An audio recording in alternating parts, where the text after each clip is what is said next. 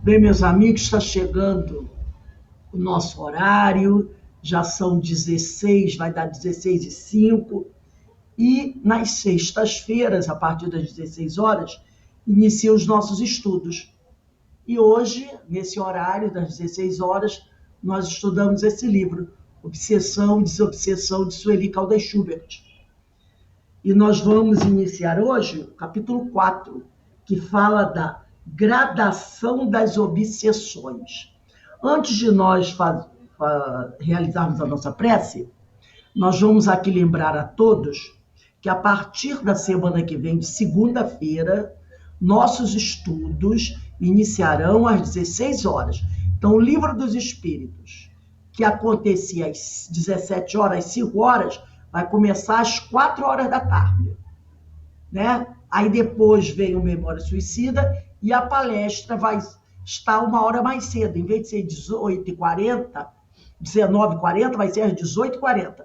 A mesma coisa vai ser na quinta-feira, Diversidade dos Carismas. Ao invés de começar às 5, vai começar às 4 horas. Então, nossos horários estão adiantados em 1 hora, tá? Então, nos outros dias é normal. Sexta já é 4 horas, sábado já é 4h15, mas segunda e quinta-feira passam para as 4 horas da tarde. Tanto o Livro dos Espíritos como Diversidade dos Carismas na quinta-feira. Então, agora que nós estamos aqui já avisados, né? Nós vamos iniciar a nossa reunião com nossa prece. Pai amado, Pai de infinito amor, de infinita misericórdia, estamos todos nós, Senhor, reunidos aqui, em Teu nome, em nome de Jesus, para começarmos os nossos estudos, rogando ao plano espiritual que nos envolva, que nos fortaleça, que nos auxilie na nossa caminhada, trazendo para todos nós muita paz, muita tranquilidade, muita força, e pedimos também ao Senhor que equilibre as nossas energias, nos permitindo ter saúde para continuarmos a realizar as nossas atividades. E também agradecendo muito, não só a Jesus, a Deus, mas também aos amigos espirituais, que tanto têm nos ajudado nos momentos mais difíceis. Assim sendo, Senhor, convidamos a todos os amigos da espiritualidade, os amigos encarnados, para estarem conosco nesse momento, para iniciarmos os nossos estudos com a Tua permissão, Senhor. Graças a Deus. Bem, meus irmãos, como eu falei, nós estamos estudando o livro Obsessão e Desobsessão, de Sueli Caldas Schubert. E hoje, iniciando o capítulo 4, Gradação das Obsessões. Nós vamos começar lendo, aqui no primeiro capítulo, logo, na primeira página do capítulo 4, um texto do livro Mecanismos da Mediunidade, psicografia de Francisco Cândido Xavier, pelo espírito André Luiz e Valdo Vieira, tá? É o capítulo 16 desse livro. E diz assim: é assim que somos, por vezes, loucos temporários, né? Então, é assim que somos, por vezes, loucos temporários, grandes obsidiados de alguns minutos, alienados mentais em marcadas circunstâncias de lugar ou de tempo, ou ainda doentes do raciocínio em crises periódicas, médios lastimáveis da desarmonia, pela nossa permanência longa em reflexos condicionados viciosos, adquirindo compromissos de grave teor dos atos menos felizes que praticamos, semi-inconscientemente, sugestionados uns pelos outros, porquanto, perante a lei, a nossa vontade é responsável em todos os nossos problemas de sintonia. Então, ele encerra esse parágrafo com uma afirmação que nos preocupa, mas que é real, né? E não só nos preocupa, mas também traz para a gente uma responsabilidade, quando ele diz aqui, ó, porquanto, seria até bom a gente sublinhar isso, porquanto perante a lei, quer dizer, a lei de Deus, a nossa vontade é responsável em todos os nossos problemas de sintonia. Entendeu? A nossa vontade perante a lei do Pai é responsável em todos os nossos problemas de sintonia. Quer dizer, qualquer problema que nós tenhamos na questão espiritual é responsabilidade nossa, só nossa. Então não tem mimimi, não tem ai, ai, ai, nem ui, ui, ui.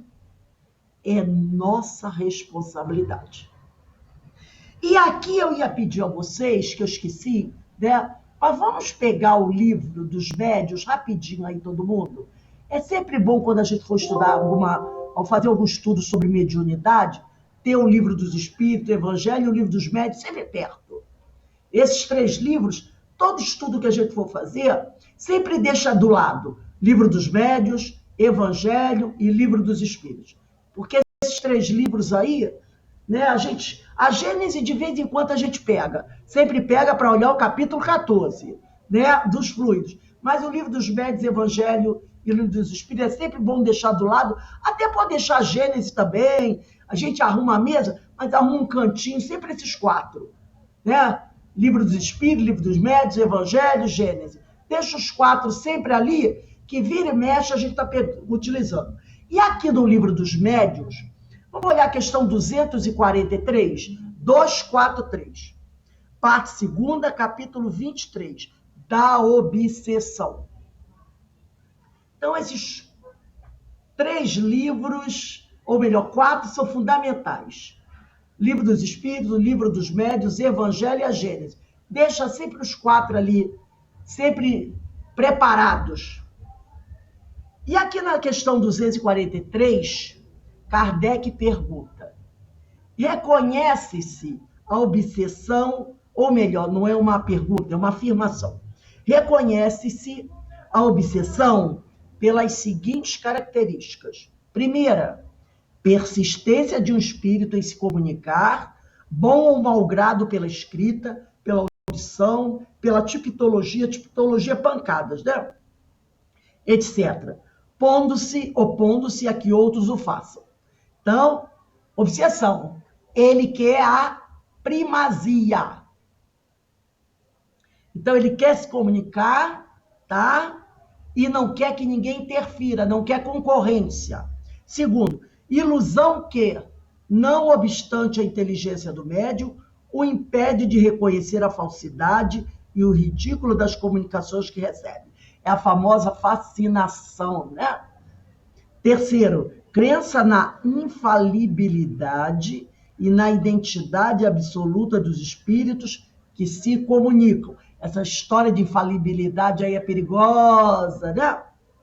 Acreditar que aquele espírito que está se comunicando com você não erra. Tudo que ele diz é verdade. E que, sob nomes respeitáveis e venerados, dizem coisas falsas ou absurdas. Quarto, confiança do médium nos elogios que lhe dispensam os espíritos que por ele se comunicam. Quinto, disposição para se afastar das pessoas que podem emitir opiniões aproveitáveis. Sexto, tomar a mal a crítica das comunicações que recebe, o famoso milindre. 7, necessidade incessante e inoportuna de escrever. 8, constrangimento físico ou qualquer, dominando-lhe a vontade e forçando-o a agir ou falar a seu mau grado. Então, Kardec traz... 9, rumores e desordens persistentes ao redor do médium, sendo ele de tudo a causa ou objeto. Então, os espíritos aqui enumeram, né, 9 itens, ou Kardec mesmo, que caracterizam o processo de obsessão. E aqui, no livro da Sueli, ela traz esse trecho aqui do livro Mecanismos de Mediunidade, onde no final do texto, André Luiz diz que perante a lei, a nossa vontade é responsável em todos os nossos problemas de sintonia. Então, aquelas 9 características que Kardec trouxe, reparem que, ao tê-las, nós estamos sendo responsáveis.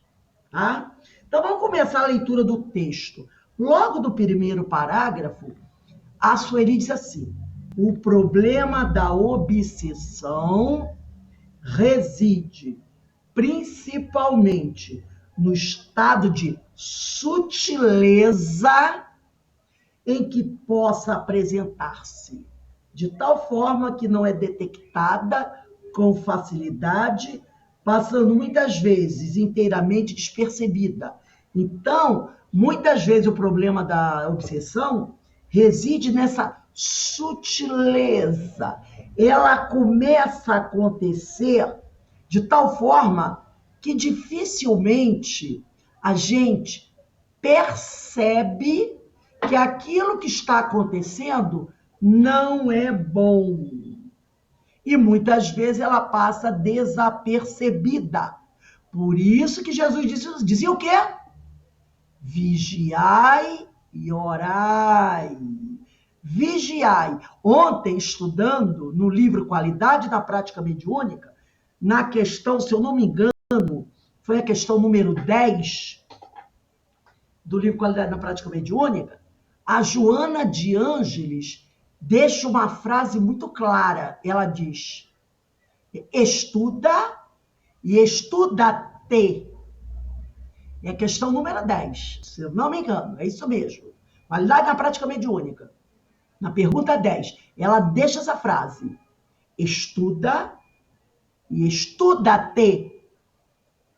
O que é estuda-te? Quer dizer, vigilância em si próprio. Analise seu comportamento, analise seus pensamentos, analise as suas ações.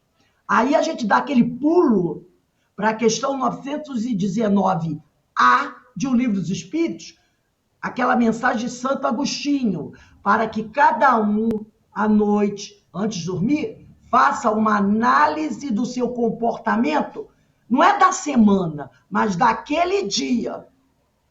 Toda noite analise o seu comportamento, os seus pensamentos, as suas palavras, nesse dia. É igual aquelas regras do Alcoólicos Anônimos, né? Por um dia, não é assim? Ó?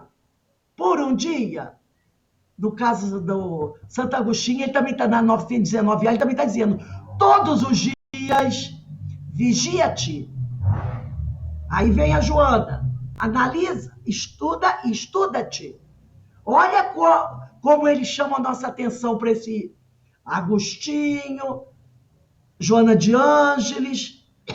Não é uma semana, que se a gente for deixar só para o domingo fazer análise da semana, a gente vai engolir mosca. Tem que ser todo dia. Todo dia. Para você, antes de dormir, faz aquela análise, tá? Todo dia. Tem esse livro aqui, eu não sei se vocês conhecem, chamado Obsessão e Transtornos Psíquicos. Esse livro é do Célio Allan Kardec de Oliveira. Dá para desconfiar que a família dele deve ser espírita, né? Porque o nome dele é Célio Allan Kardec de Oliveira. Então, deduz-se a gente que ele é de família de berço espírita. O livro é esse, Obsessão e Transtornos Psíquicos. O Célio vai trazer para a gente, no capítulo 4, uma página que eu vou tirar algumas coisinhas, que tem por título Sinais da Obsessão, capítulo 4. Ele diz assim: a bem da verdade, ou melhor, deixa eu ver só aqui um instantinho, é isso mesmo, capítulo 4. A bem da verdade, a instalação de processo obsessivo no indivíduo não apresenta sinais de evidência diamantina. Foi o que a Sueli falou aqui. Diamantina é aquela que você olha e vê, né? Está muito clara, muito brilhante. Ao contrário, é quase sempre sutil, subreptícia, sem contornos definidos, ensejando menor visibilidade, o que dificulta expedir diagnósticos mais precisos, tanto como procedimentos terapêuticos adequados. A obsessão no homem nasce dele mesmo e representa uma resposta ao seu próprio desatino. Só tem uma obsessão quem está em desequilíbrio. Então, é uma resposta ao seu próprio desequilíbrio. A fuga aos deveres, a recusa à medicação preciosa do autoexame, a transferência de responsabilidades e o cultivo de imperfeições próprias suscitam comportamentos desequilibrantes, ensaiando as matrizes de não distanciadas obsessões do tempo. É inquestionável o número de indivíduos altamente predispostos à prisão obsessiva. Então, ele mostra que a obsessão é uma prisão e que há um número muito grande de pessoas candidatas à obsessão. Cumpre ressaltar a existência de espíritos desviados do bem, trazendo na sua gênese reencarnatória as marcas da loucura de vários portes em caráter congênito, pois que no espírito mesmo estão os registros, dívidas ou méritos decorrentes das vidas anteriores e que se desbordam à medida que experienciam no mundo. Falamos também sobre isso ontem, né? Aquele porão, lembra? O térreo, que a Ana Constantina falou, do térreo, né? Da parte mais baixa, mais profunda, onde ficam registrados toda a nossa história. E dali vão sair coisas que podem estabelecer sintonias com alguém e nos trazer processos obsessivos. Aí ele diz aqui, o indivíduo assim, sob o império do comportamento transviado no passado, evoca reminiscências em nível pré-consciente. Então, ele vai evocando aquelas lembranças que estão lá no mais profundo do seu ser, tá?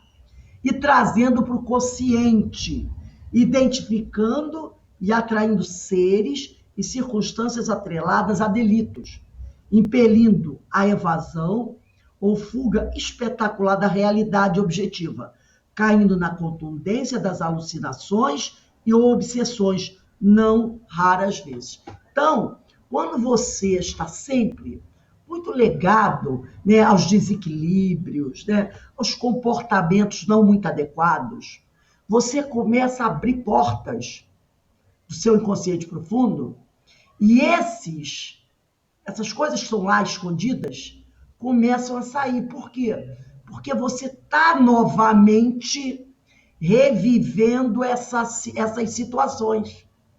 Então, isso consegue encontrar facilidade para sair. E quando ele começa a sair, e nosso pensamento começa a divagar, logo você começa a estabelecer o quê? Afinidades e sintonias. E aí os vampiros, vêm se acumpliciar novamente. Na realidade, nós também nos tornamos vampiros, porque nós também atraímos pessoas, como elas nos atraem. Tem um outro livro aqui também muito bom, do Palhano Júnior, chamado Obsessão, do Palhano Júnior, tá? Inclusive a capa é muito sugestiva, né? É um par de sapatos amarrados às cordinhas aí do sapato, né? Obsessão, Palhano Júnior. Nesse livro do Palhano Júnior, no capítulo 1, ele vai falar sobre efeitos obsessivos no organismo. Capítulo 1, efeitos obsessivos no organismo. Ele diz assim, também traz um trecho, ele inicia a abertura do livro com um trecho do livro Missionários da Luz, do capítulo 4 do livro Missionários da Luz, de André Luiz, psicografia de Franciscano Xavier. E esse trecho que ele traz do Missionários da Luz é o seguinte: quase sempre o corpo doente assinala a mente enfermiça. A organização fisiológica, segundo conhecemos, no campo das cogitações terrestres, não vai além do vaso de barro, dentro do molde preexistente do corpo espiritual. Atingido o molde em sua estrutura pelos golpes das vibrações inferiores, o vaso refletirá imediatamente, né? Então, ele fala aqui que a organização fisiológica, segundo conhecemos, no campo das cogitações terrestres, não vai além do vaso de barro, que está dentro do molde preexistente do corpo espiritual.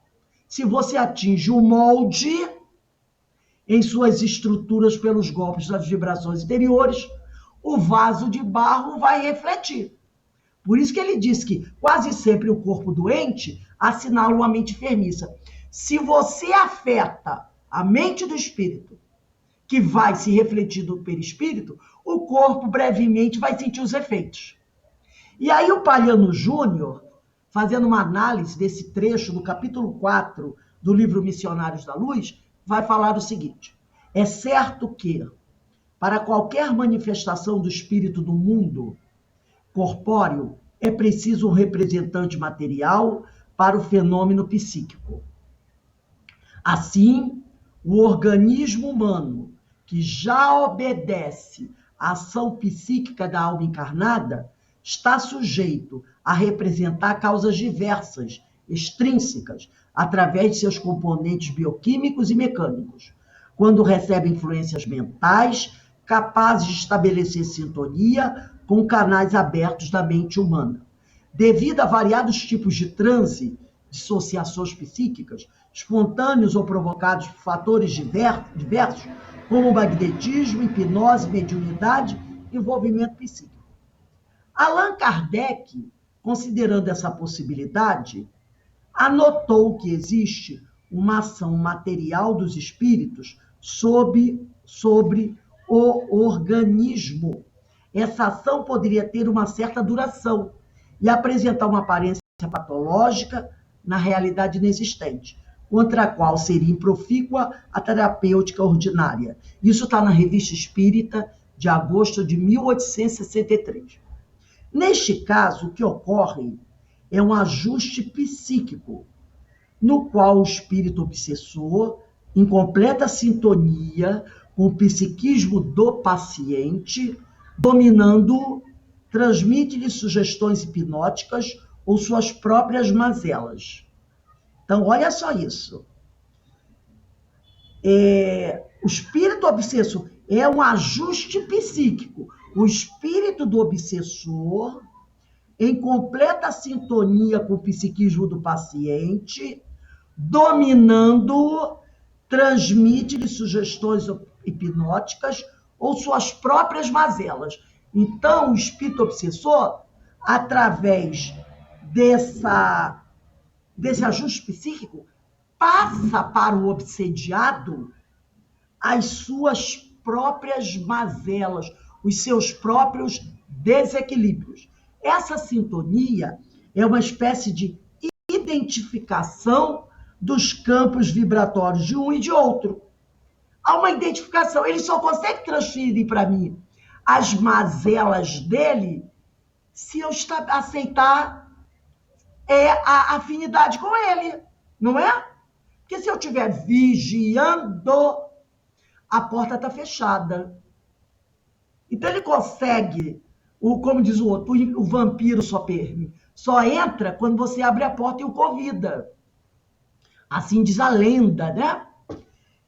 Então aqui, ó, essa sintonia é uma espécie de identificação dos campos vibratórios de um e de outro, possibilitando que o obsessor se sirva do campo da vítima, como se fosse o seu próprio corpo. Olha o vampiro aí. O vampiro é que se serve do outro, não é? Os abutres. Como ainda observou Kardec, seja a estação produzida por um espírito malévolo, adquira uma certa duração, Afete Hoje, formas. Alguém falou alguma coisa? não estou te ouvindo.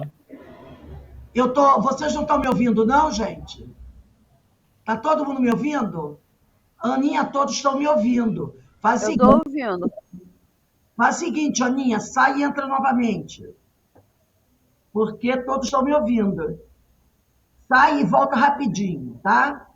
Então ele diz aqui, como ainda observou Kardec, seja a estação produzida por um espírito malévolo, adquira uma certa duração, afete formas mais características e excêntricas, e ter-se a explicação, na maioria dos casos, de subjugação corporal que tomam como loucura. Isso também está na Revista Espírita de agosto de 1863. Evidentemente, continuando na Revista Espírita, tá? Esse texto, o Palhano Júnior tirou da Revista Espírita de agosto de 1863. Evidentemente, a chave para explicar esses fenômenos está no corpo espiritual, que em seus diferentes estados vibratórios, apresentando-se nessa ou naquela dimensão, possibilita a troca fluídica, energética, entre os campos psíquicos, gerados a partir dos impulsos da vontade e da localização moral da consciência. Visualizando essa possibilidade, Kardec destacou, uma vez penetrado por um fluido maléfico, o perispírito é como uma vestimenta impregnada de odor acre, que os mais deliciosos perfumes não podem fazer desaparecer. Por isso que aí a gente vai analisando alguns ditados populares, né? Tem um que diz assim, você pode até deixar o urubu pousar na sua cabeça, mas fazer ninho não. Fazer ninho não. Porque olha o que o Kardec disse aqui, que uma vez que o nosso perispírito for penetrado por um fluido maléfico, é como uma vestimenta impregnada de odor acre. Odor acre, vamos dizer assim, de mau odor. Que os mais deliciosos perfumes não podem fazer desaparecer. Daí, não deixar fazer ninho. Vamos voltar aqui ao texto da Sueli Caldas Schubert. Ô, Rosa, eu queria fazer um comentário. Falar. Então, não existem obsessões assim de vidas passadas? Sim. Sim. Aí não é um caso de sintonia, né? É um caso de cobrança. Não, é sintonia de vidas passadas. Sintonia de vidas passadas. Porque o encarnado não sabe. Ele não né? sabe. Ou a personalidade, mas o espírito sabe. O espírito sabe, inconscientemente. Claro, ele não lembra. Ele não lembra. Mas, na vida passada, ele permitiu. Por isso que no livro aqui, da Sueli, nessa mensagem do André Luiz, que vocês têm na abertura, a última frase do livro Mecanismos da Mediunidade diz assim, ó, tá nessa letrinha pequenininha, as 3 últimas frases. Porquanto, perante a lei, a nossa vontade é responsável em todos os nossos problemas de sintonia. Então, em qualquer tipo de obsessão que eu esteja sofrendo, ou por causa atual, ou por causa passada, eu sou responsável. Entendeu, Márcia? Entendi. Então, não tem vítima. Eu agora não estou lembrando, quer dizer, eu desperta, não estou lembrando. Mas quando eu desdobro pelo sono, eu entro em contato com o problema. E o André Luiz deixa bem claro aqui, nessa mensagem do livro Mecanismos de Mediunidade, aqui no finalzinho, nas 2 últimas frases.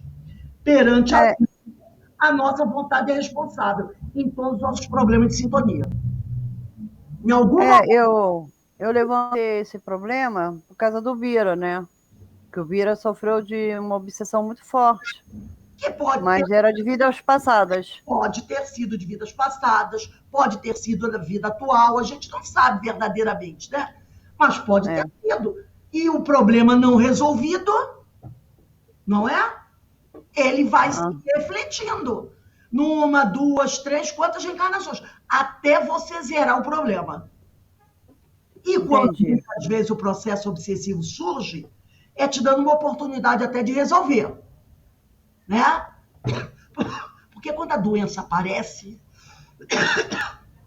você sabe que está doente. Aí o que você tem que fazer? Não, vou deixar a doença curar sozinha? Ou você vai buscar tratamento médico? Você vai buscar tratamento médico. Aí, então a gente para pensar. De repente, quando o problema de obsessão surge, por isso que o pessoal diz que o inimigo, na realidade, é nosso amigo. Porque quando ele dá na nossa cara, você reconhece ele. Porque se ele não der na nossa cara, você não sabe que tem inimigo ali. Mas quando ele dá na nossa cara, você diz o quê? Opa, doeu. Tem algum problema aqui. Vou investigar e tratar. Mas enquanto não dói, como é que você vai descobrir que você tem? É verdade. Então, a dor é o despertador para você buscar o tratamento. Agora, se você não for buscar, aí é outro problema. Vai continuar doendo e cada vez mais. Voltando aqui ao livro da Sueli, segundo parágrafo. São influenciações espirituais sutis que levam a pessoa visada a procedimento das quais se arrependerá, provavelmente quando conseguir refletir com algum equilíbrio. Então, essas influenciações sutis, que a gente às vezes não percebe, vão fazer com que a gente tenha comportamentos inadequados, das quais amanhã eu posso vir a me arrepender. Não se julgue que debaixo de tais influências as criaturas ajam como verdadeiras marionetes, completamente destituídas de tal vontade. Ocorre que os obsessores valem-se de processos com os quais acionam intenções recônditas, desejos imanifestos, ocultos nos refolhos do ser, mas que eles captam, assolando-os. O mais corriqueiro é que a pessoa se deixe levar pelo seu lado negativo, já que as sombras ainda têm maior o campo de domínio nos seres humanos. Então, é o seguinte, às vezes a pessoa, estando sob o jugo da obsessão, ela comete atos inadequados, atos terríveis. Aí o pessoal diz assim, meu Deus. Ou o próprio indivíduo diz assim, meu Deus, eu estava tomado, eu não sabia o que fazia. Mas a Sueli diz aqui, não se julgue que, debaixo de tais influências, as criaturas ajam como verdadeiras marionetes. Não é bem assim. O obsessor, quando vem nos constranger, ele vai apertar o botão que você está doidinho que ele aperte. Ele vai envolver você em situações que lhe são simpáticas. Quer ver uma coisa? É tudo exemplo. Vamos dizer que uma pessoa, sob o jugo da obsessão, se entregue a uma vida de sexo desequilibrado. Por que o obsessor resolveu fazer pressão sobre o indivíduo na área do sexo? Porque ele sabe que ali você tem um calcanhar de Aquiles. Então ele vai estimular aquilo em você. E você, com mais facilidade, vai se deixar levar. É o que ela está dizendo aqui. Olha só. Ocorre que os obsessores valem-se de processo com os quais acionam intenções recônditas, que estão escondidas, desejos que você tem, mas que você não fala, não manifesta, ocultos nos refolhos do seu ser. mas que eles captam, assolando-os. O mais corriqueiro é que a pessoa se deixe levar pelo seu lado negativo, já que as sombras ainda têm maior o campo de domínio dos seres humanos. Processo de obsessão na área do jogo, na área da corrupção, eles estimulam. Mas se o indivíduo se deixa levar, é porque ele tem uma certa tendência para aquilo. Entendeu? Eles são inteligentes. E, como ele diz aqui, ó,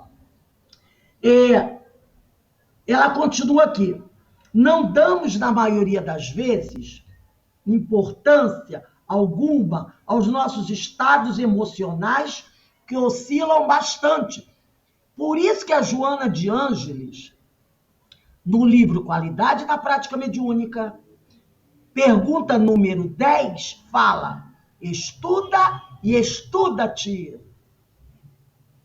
Por isso que ela fala isso. Estuda e estuda-te. Porque nós não damos, na maioria das vezes, importância alguma aos nossos estados emocionais que oscilam bastante. Se ponderarmos, iremos constatar que, para o desequilíbrio de nossas emoções, pequeninos nadas tornam-se agentes poderosos e fazem vacilar a nossa aparente serenidade interior, levando-nos a estados de visível turbação mental. Às vezes, basta que alguém de leve pise no nosso pé. Só isso. Basta que alguém apenas de leve pise no nosso pé. E nós já estamos o quê? Nos desequilibrando. A Senira Pinto, no livro Levanta-te Anda, tem uma página chamada Exortação.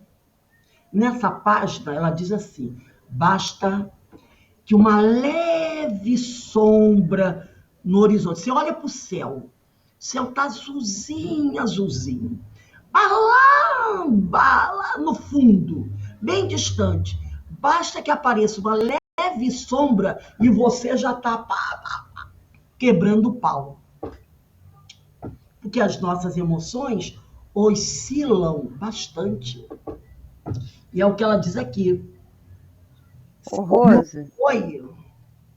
Então, nós podemos achar que temos muitos segredos que ninguém vai descobrir, mas para a espiritualidade, tudo é descoberto, tudo é visto, né?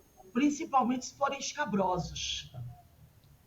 Eles veem tudo, eles sabem de tudo que a gente pensa, o que a gente sente. Depende da condição moral do indivíduo.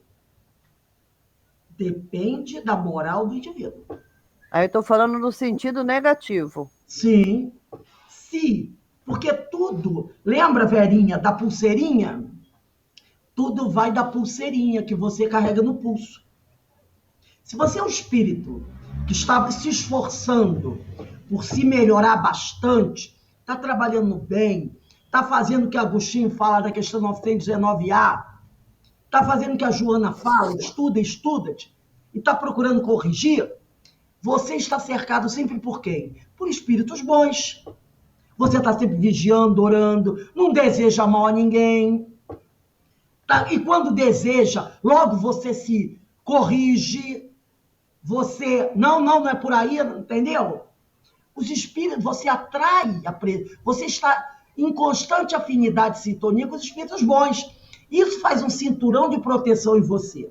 Não quer dizer que você está blindado, mas está protegido. Agora, se o portão está escancarado, todo mundo que passa na rua vê o que está dentro de casa. Portão e porta da sala escancarada, quem passa na calçada está vendo o que está acontecendo dentro de casa. E aí vai reclamar de quem? De quem deixou o portão e a porta da casa aberta. E com certeza não foi o vizinho. Porque o vizinho não tem a chave da tua casa. Entendeu? Então ela diz aqui: se ponderarmos, iremos constatar que, para o desequilíbrio de nossas emoções, pequeninos nadas tornam-se agentes poderosos e fazem vacilar nossa aparente serenidade interior, levando-nos a estado de visível turvação mental. É, sobretudo, no cotidiano que se patenteiam tais possibilidades, mascaradas comumente com o nome de gênio forte. Ah, ele acha assim porque ele tem um gênio forte. Não, ele é um desequilibrado. Mas tem gente que fala, né? Eu sou assim, eu tenho um gênio forte. Não vem não que eu logo rodo a minha baiana. Tem gente que fala assim? É isso aí, ó. É com essa desculpa de gênio forte, aceita e generalizada por outros tantos seres humanos, com igual fortaleza de gênio, que procuramos justificar nossos desvios de caráter. Quando assomamos a esta porta com a nossa má formação íntima, a expressar-se na irritação, no mau humor, na ira, na maledicência e tantos outros procedimentos negativos. É aquele que está na maledicência, não deixa passar nada, né? Eu sou muito sincero, sou muito sincera. Aí joga na cara dos outros aquilo que acha que é verdade, né? Tá sempre malhando aos outros, tá sempre reclamando da vida. A nossa companheira Jaqueline Brick, na palestra de ontem, ela falou sobre isso. Daquele que tá sempre de mal com a vida. Você vai chega perto do companheiro e diz, fulano, tudo bem? Ih, aí começa. Aí começa a reclamar da vida. Então, ela estava falando sobre isso na palestra de ontem. Então, esses procedimentos negativos é que vão dar abertura a esse processo obsessivo. Não tem um livro também aqui do Herculano Pires chamado Vampirismo, o nome do livro. A capa até é interessante, né? O Vzinho para aqueles dentinhos de vampiro, né? Vocês estão conseguindo ver bem? Vampirismo, de Herculano Pires. No capítulo 2, eu tirei aqui um chamado... Olha o título do capítulo 2. Eu adoro Herculano Pires. O título é Parasitas e Vampiros. Capítulo 2, Parasitas e Vampiros. E ele diz assim, salpiquei alguns trechinhos aqui. Assim, olha, prestem bem atenção, a partir de agora, nós vamos trazer umas coisas muito, muito interessantes. Assim como o parasitismo influi no desenvolvimento das plantas, a gente sabe disso, né? Quando a planta muitas vezes está com parasita, erva de passarinho e outras coisas, ela não murcha. Ela começa a murchar, ficar feia, até morre, né? Se você não fizer a limpeza nela, botar uns remédios, uns antifúngicos, ela pode até morrer. Assim como o parasitismo influi no desenvolvimento das plantas e no comportamento dos animais, um cachorro cheio de carrapato e pulga pode morrer. Pode morrer, a gente não sabe disso. O vampirismo influi no comportamento humano, individual e social. Entre os vários elementos, coisas e seres que agem sobre o comportamento humano, o mais perturbador e o que mais profundamente ameaça as estruturas físicas e espirituais do ser humano é o vampirismo. Porque é a atuação consciente de um ser sobre outro. O vampiro está consciente do que ele quer. Entendeu?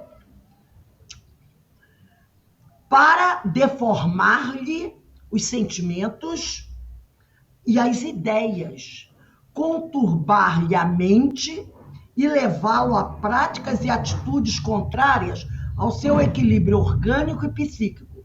No parasitismo, mesmo no espiritual, que é o vampirismo, há uma tendência de acomodação do parasita na vítima. A lei é a mesma do parasitismo vegetal e animal. A entidade espiritual parasitária procura ajustar-se ao parasitado na posição de uma subpersonalidade afim. Ambos vivem em sintonia, mas o parasita, às custas das energias do parasitado, cujo desgaste naturalmente aumenta de maneira progressiva. É o que eu falei para vocês. O carrapato e a pulga vão roubando as energias do cão. A erva daninha vai sugando a energia da planta a que ela está parasitando. Ambos ganham e perdem nessa conjugação nefasta. O parasitado sofre duplo desgaste de suas energias mentais e vitais. E o parasita cai na sua dependência, perdendo a sua capacidade individual de sobrevivência e conservação. Então, é lucro e prejuízo para os dois. Entendeu? Se o parasita se beneficia, porque está sugando a energia do outro, ele também fica preso àquele que ele está parasitando. Então ele lucra porque rouba energia, mas perde porque fica o quê? Preso ao outro. Aí ele diz aqui, a morte do parasitado afeta o parasita, que morre sugestivamente com ele, pois perdeu a capacidade de viver, sentir e pensar por si mesmo. Então, quando a vítima dele morre, é como se ele estivesse morrendo também, porque acabou o alimento. Acabou o alimento. Entendeu? Fechou o armazém. Continua Herculano. O espírito parasitário é uma criatura humana com os direitos comuns da espécie humana e deve ser sempre encarado como parceiro dos sofrimentos do parasitado. Deixa eu ver aqui. Nesses tratamentos, não se deve desprezar o concurso médico, pois os efeitos negativos do parasitismo espiritual, depauperando o organismo da vítima, propiciam também a infiltração dos parasitas do meio físico. Por quê? O parasitado vai ficando mais debilitado, não vai? E ao ficar mais debilitado, a imunidade dele, baixa. E com a imunidade baixa, ele fica mais acessível ao quê? Aos vírus e às bactérias. É o que ele falou. Esses vírus, essas bactérias do meio físico, que devem ser combatidos com os medicamentos específicos. Embora a ação espiritual das entidades protetoras possam também ajudar o reequilíbrio orgânico, a presença de um médico, se possível espírita, se faz necessária. Enganam-se os que se voltam contra a medicina nessas ocasiões, pois as leis e os recursos do meio físico são mais apropriados nesse caso. Porque se o cara, por excesso do parasitismo, do processo obsessivo, ter da sua imunidade diminuída, ele vai atrair doenças. E aí quem é que tem que tratar essas doenças? Os médicos. Ele pode ir à casa espírita, como ele falou aqui, receber o passe, água fluidificada, mas ele vai precisar do atendimento médico agora. Cada plano da natureza tem as suas exigências específicas, que precisamos respeitar.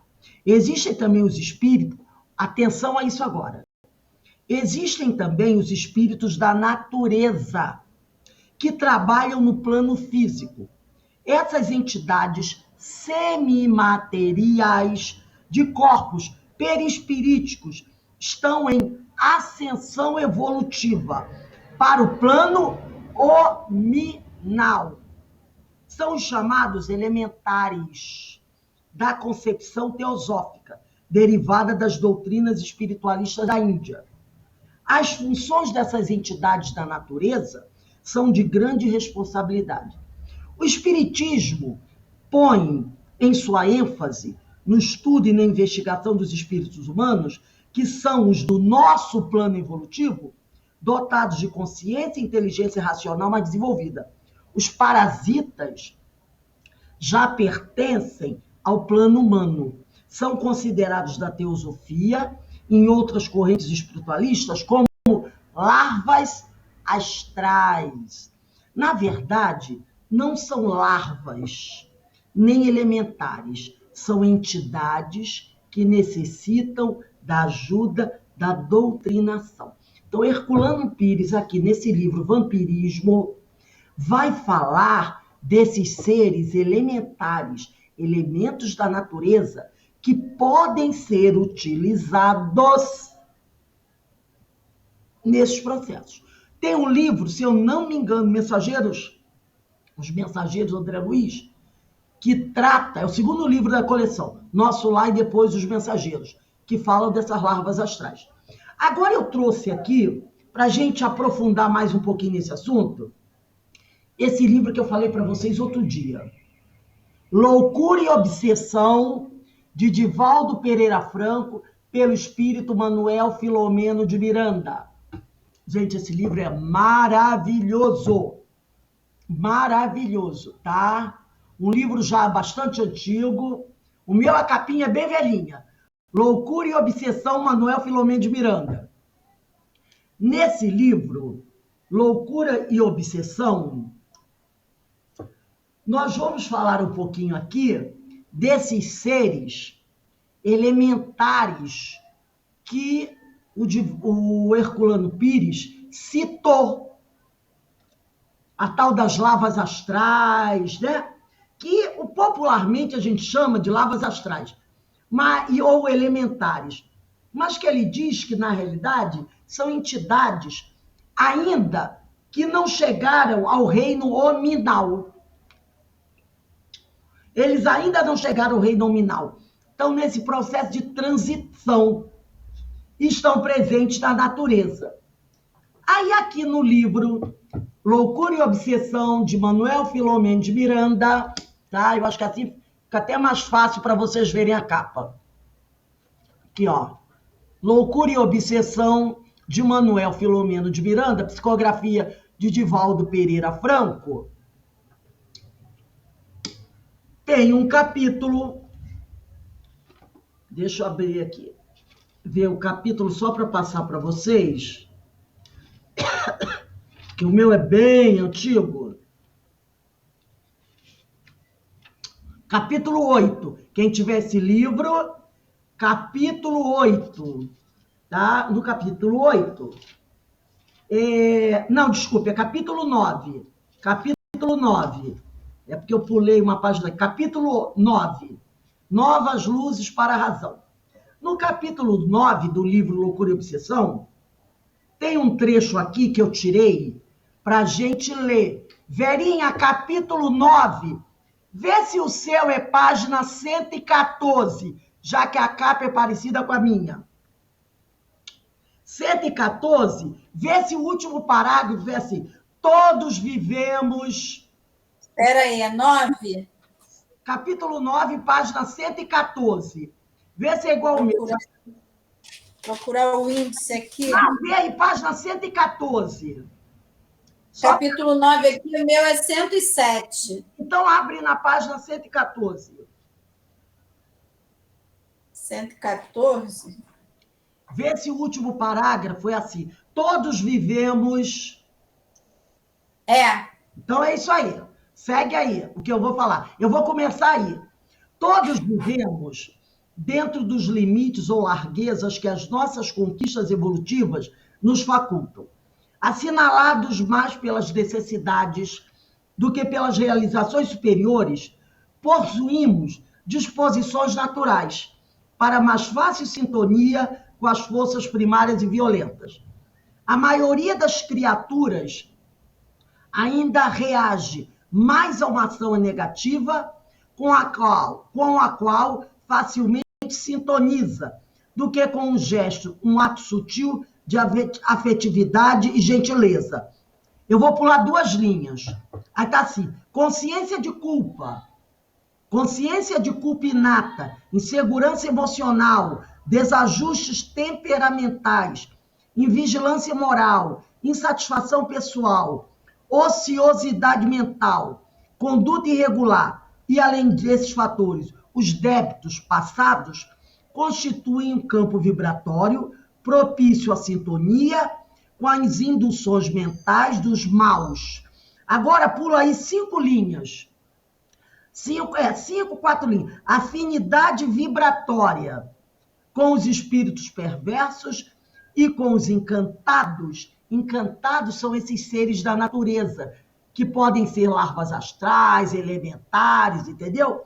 Com os encantados, que se deixam utilizar na sua ignorância para estes fins ignóbeis, como para os de ordem elevada.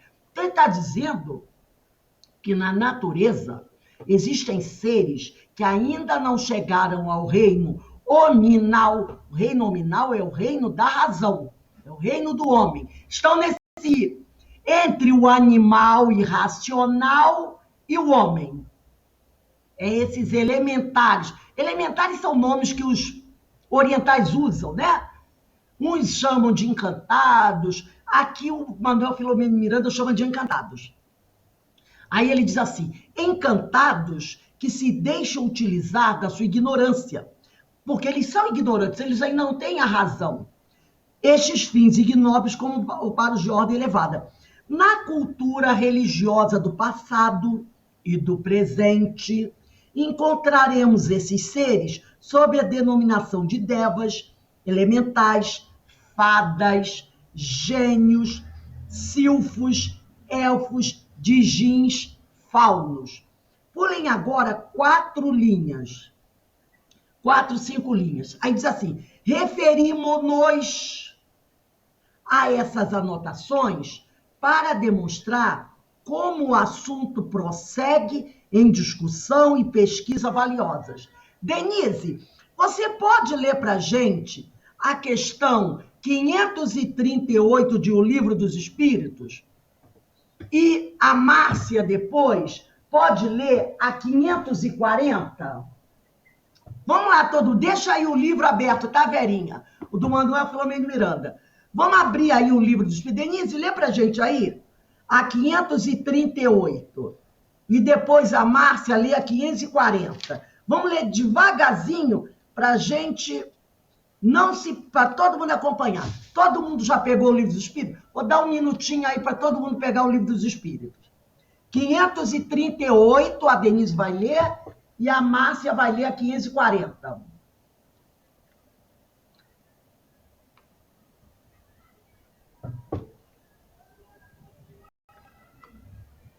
Pode ler, Denise. 538. 538. Os espíritos que presidem aos fenômenos da natureza formam categoria à parte no mundo espiritual? São seres especiais ou espíritos que foram encarnados como nós? E os espíritos respondem que o serão ou que o foram.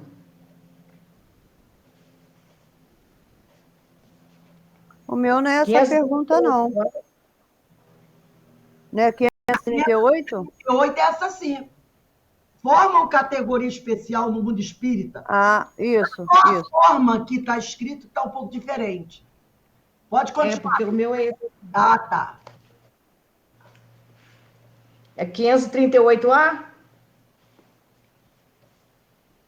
Esses espíritos pertencem às ordens superiores ou inferiores na hierarquia espiritual?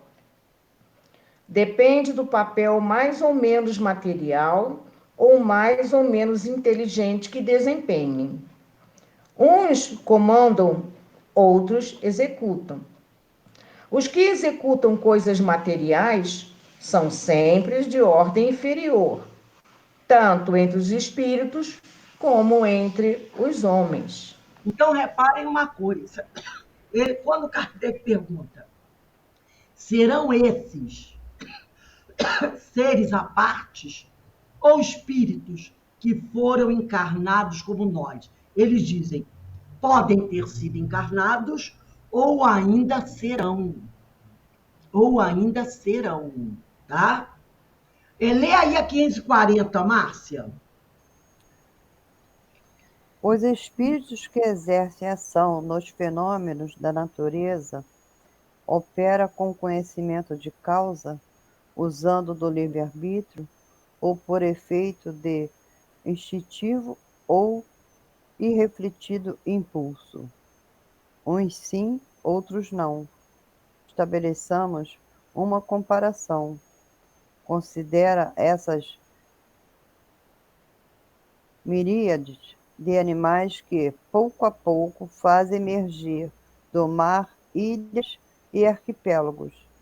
Julgas que não há aí um fim providencial e que essa transformação da superfície do globo não seja necessária à harmonia geral? Entretanto, são animais de ínfima ordem que executam essas obras, provendo as suas necessidades e sem suspeitarem de que são instrumentos de Deus.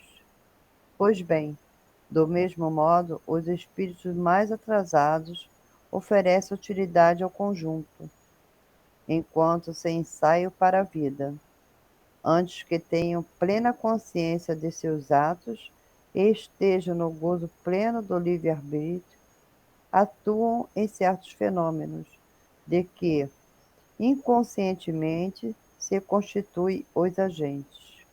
Primeiramente, executam, mais tarde, quando suas inteligências já houverem alcançado um certo desenvolvimento, ordenarão e dirigirão as coisas do mundo material. Depois poderão dirigir as do mundo moral.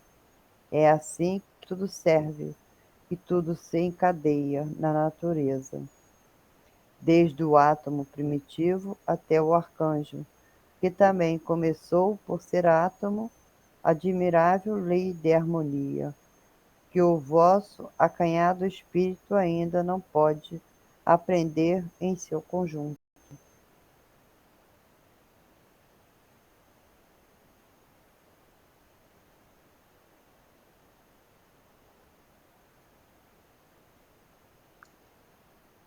Rose, tá desligado o seu fone.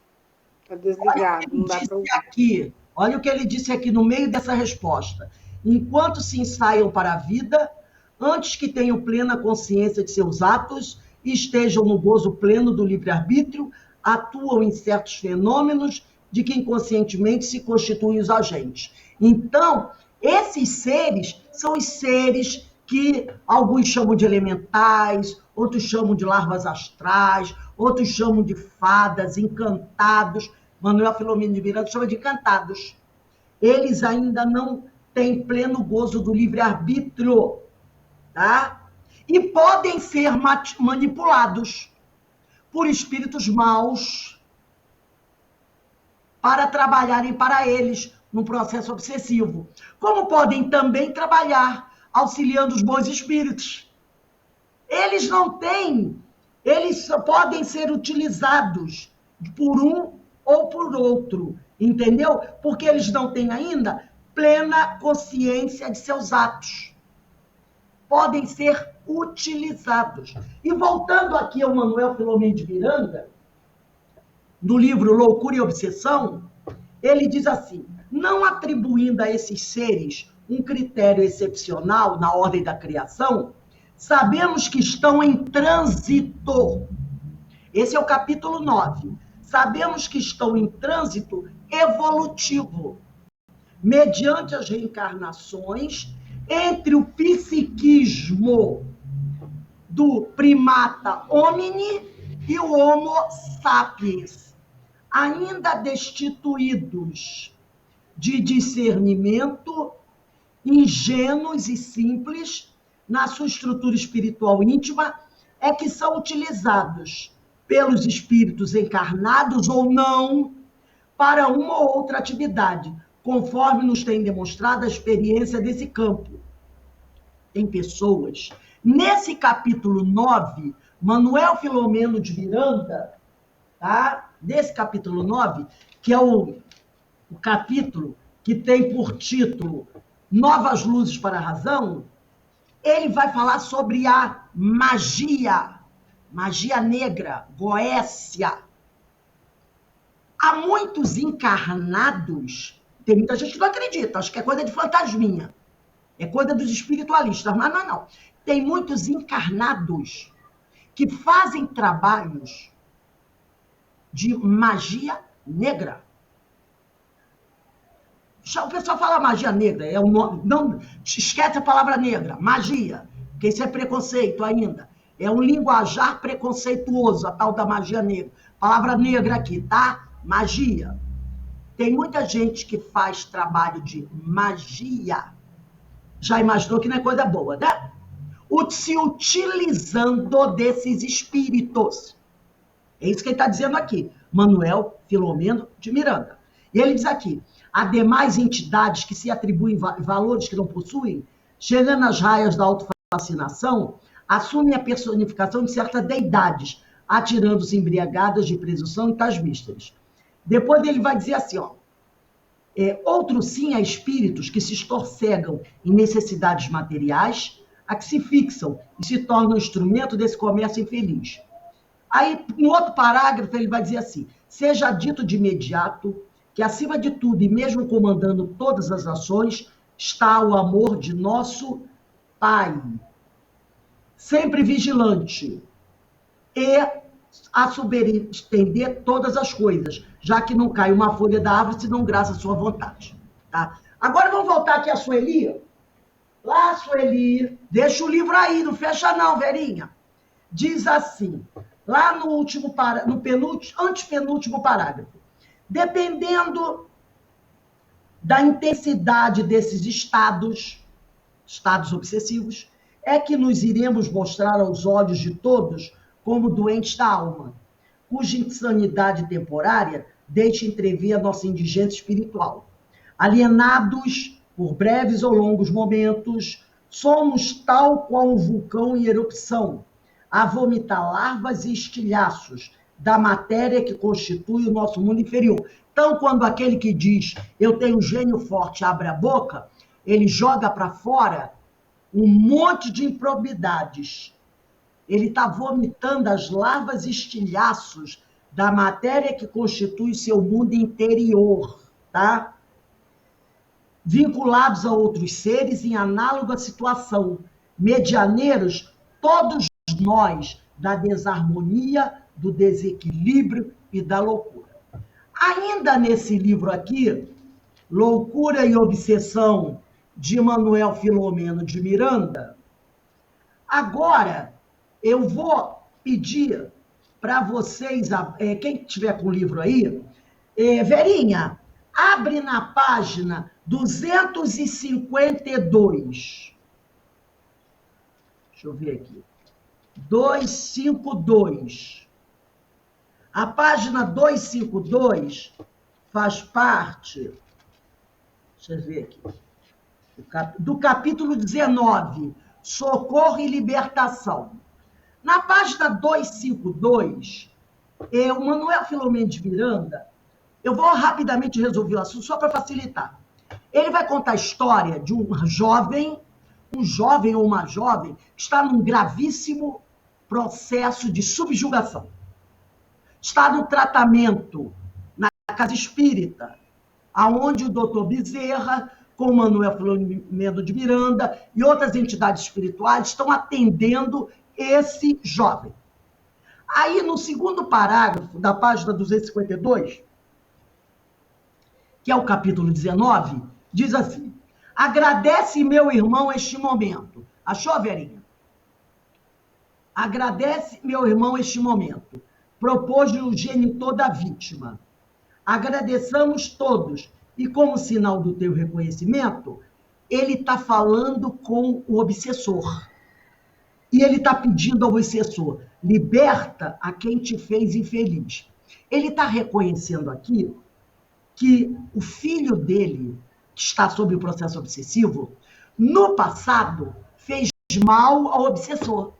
Então ele está pedindo ao obsessor, liberta a quem te fez infeliz.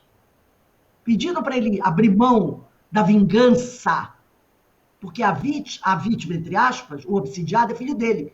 Mas no passado, esse obsidiado fez mal ao obsessor, por isso que ele foi buscar vingança. Aí diz aqui, houve um silêncio demorado na sala, inundada por vibrações superiores.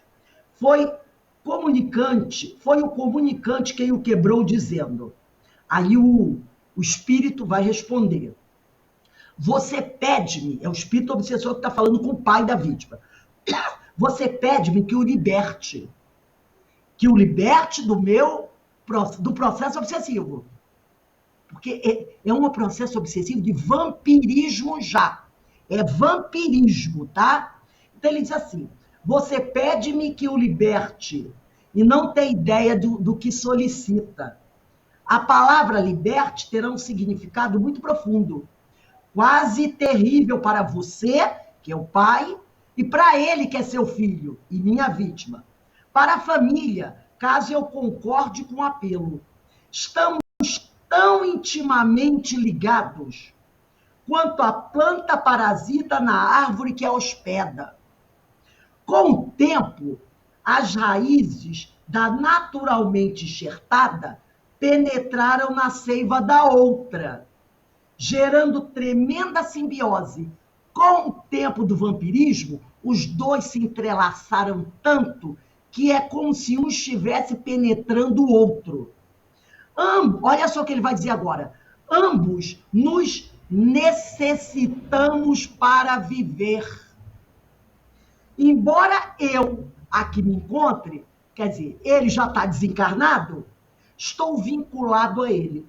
Se eu arrancar-me do seu convívio físico e mental, eu me desequilibrarei muito e o corpo dele morrerá. Se eu me arrancar, se eu desligar esse processo obsessivo, eu, que já morri, vou quase ter uma nova morte, de tanto desequilibrado que eu vou ficar. Mas ele que está encarnado, ele vai morrer. A palavra produziu um choque, a palavra do obsessor produziu um choque. A mentora manteve o apoio sobre o doutrinador, que se abalou, porque era uma reunião. Tinha ali o espírito obsessor, tinha a vítima, tinha o doutrinador, que estava doutrinando o espírito. Quando o doutrinador ouviu isso, o doutrinador se desequilibrou, mas, recompondo-se, prosseguiu. Aí o doutrinador falou para o espírito, faze a tua parte, que é se desligar. E o restante é com o Pai Celestial, realmente o dono da vida. Seu filho, aí o doutrinador fala para o pai, que está ali assistindo a doutrinação. É aqueles trabalhos com plateia? Então está ali o pai do doente, está o doente, né, que é médium, que o espírito está falando através do doente, então ele é médium, tem o doutrinador e tem o mentor espiritual, a mentora, que está trabalhando com o doutrinador. Então ele diz aqui, seu filho morrerá. Então, infelizmente, sem mim, diz o espírito, ele não sobreviverá. Escolha, falou para o pai, tê-lo comigo, mantê-lo vivo, mais agarrado a mim, ou sem mim, perdê-lo-á. O obsessor virou-se para o pai e disse para o pai assim, ó, a escolha é sua, não é do doutrinador, é sua, que está aqui com ele. Se você mandar eu embora, eu vou. Ele morre. Mas se você quiser vivo, vai ter que me levar junto. Vai ter que aceitar a minha presença com ele. A mãe do enfermo, que também estava lá, estava a ponto de desequilibrar-se. A irmã, Anita, retirou a jovem após adormecê-la. É uma jovem, né? Após adormecê-la. E o doutor Bezerra de Menezes, que até então auxiliava, sem atuar diretamente, aproximou-se da senhora, muito sofrida. Tocou-lhe a fronte. Ela estremeceu e ele lhe disse mente a mente, confia em Deus. Nossos filhos são filhos da vida, quanto somos também. Não temas e confie, ocorrerá o melhor, e que seja de mais edificante para ti, o filho e o esposo. Acalma-te e aguarda. Agora vamos para a página, para encerrar, 262. Verinha, 262. Diz assim, né? Aí, um deles pergunta, e ele recobrará a lucidez de imediato? Aí eles dizem, não rapidamente, quase 20 anos de entorpecimento psíquico, são 20 anos de processo obsessivo, em face de que danos que foi vítima, o perispírito exigem um processo natural, paulatino de recuperação, no qual as impressões se acentuam de maneira diversa, propiciando o ressumar dos conhecimentos adormecidos. Sob cuidados especiais, ele se readaptará, recobrando as faculdades que desorganizou. Pula aí uns 3 parágrafos, diz assim, ó, à medida que a obsessão se faz mais profunda, o fenômeno da simbiose, interdependência entre o explorador psíquico e o explorado, se torna mais terrível. Chega o momento em que o perseguidor se enleia nos fluidos do perseguido, de tal maneira que as duas personalidades se confundem. A ingerência do agente perturbador, que é do obsessor, no cosmo orgânico do paciente, termina por jugulá-lo aos condimentos e emanações da sua presa, tornando-se igualmente vítima da situação, impossibilitando-se o afastamento. Por outro lado, a magnetização e intoxicação fluídica do agressor sobre o hospedeiro transforma-se em alimento próprio para a organização celular, que, se não a recebe, de repente, desajusta o seu equilíbrio. No princípio, gera distonia.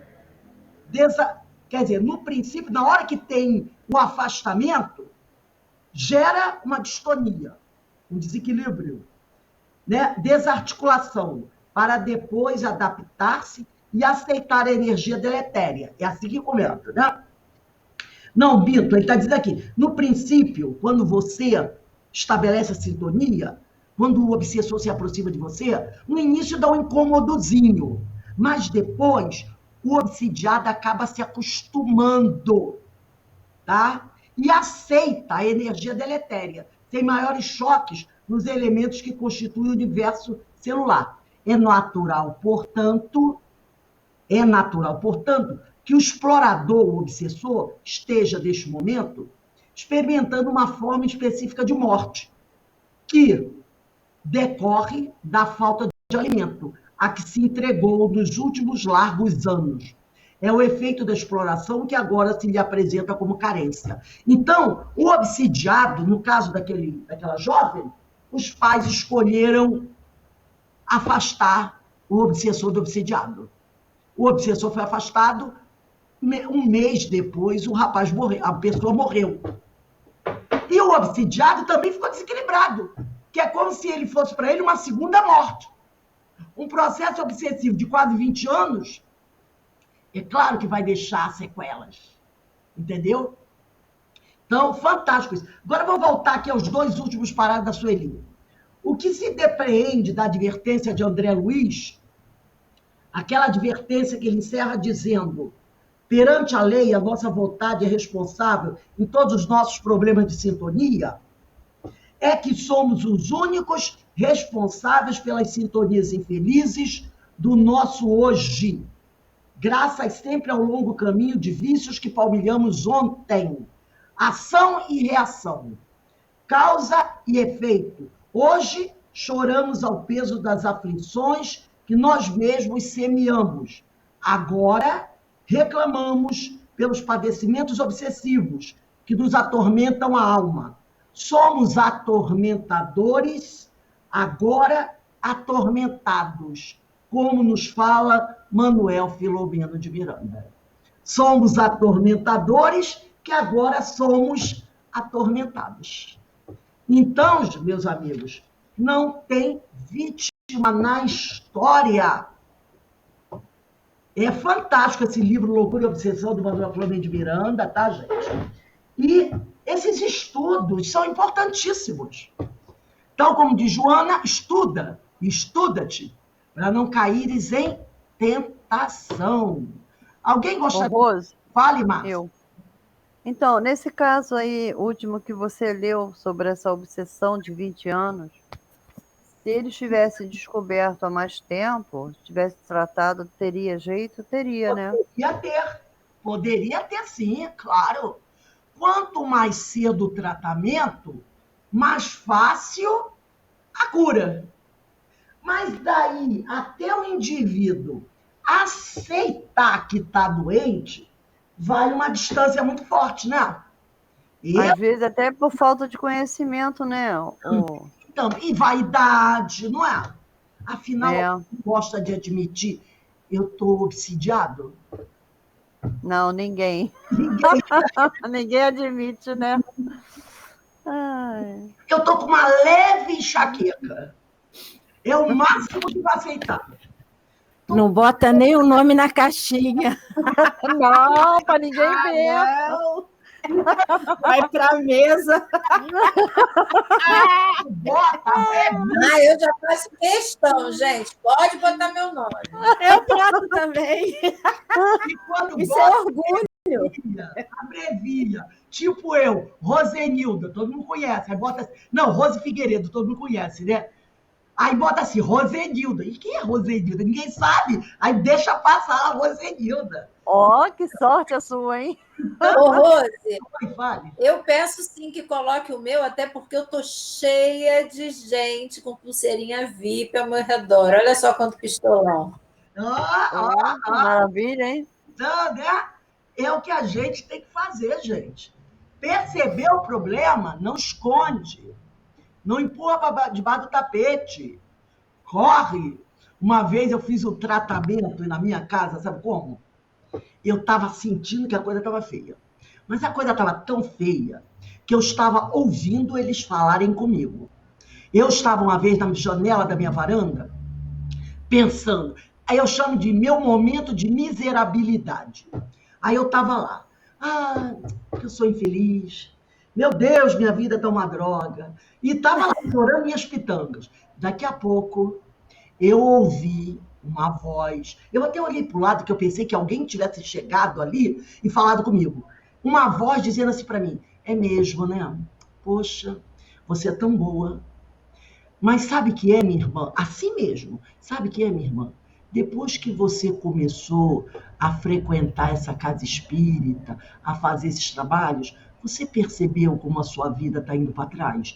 Ele falou isso para mim, eu ouvi. Aí eu olhei assim para o lado, eu disse, será que alguém entrou aqui? Eu olhei para o lado e não tinha ninguém. Aí caiu a ficha, né? Porque eu já trabalhava na desobsessão. Aí eu, falei bem alto, o vizinho que estava do lado até virou assim, sabe? Eu falo, pode parar com essa história, não vem não. Fui para a minha sala, olha só o que eu fiz, como eu sou meio maluca. Peguei uma fita cassete que eu tinha, na época da fita cassete, que tinha uns 10 vídeos do Haroldo Dutra Dias sobre evangelho. Sentei no sofá, peguei umas frutas, botei em cima do colo, botei um copo de suco do lado, assisti 10 vídeos, um atrás do outro, acabava.